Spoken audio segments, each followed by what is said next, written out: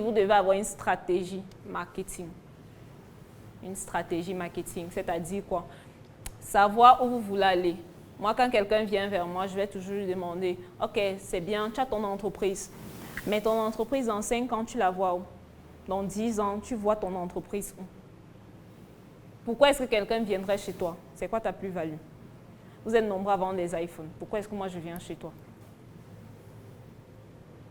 Il y a des personnes qui sont incapables de répondre à ce type de questions.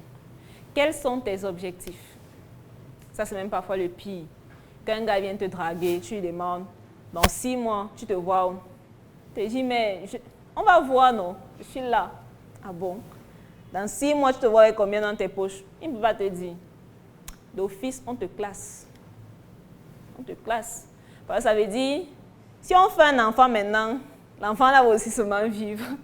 Et ce n'est pas bon. Personne ne veut ça.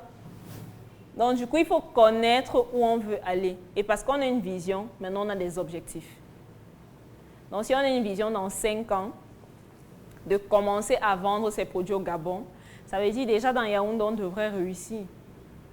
Pour réussir à Yaoundé, pour atteindre la vision de dans 5 ans, il faut combien? Qu'est-ce qu'il faut mettre en place? On commence à mettre ça en place aujourd'hui. C'est pourquoi on découpe les objectifs de façon journalière. Peut-être vous allez croire qu'en travaillant dans une entreprise, vous êtes salarié point barre, mais vous faites partie des objectifs de l'entreprise. C'est pourquoi quand l'un de vos collègues est malade, ça met un peu en mal l'entreprise.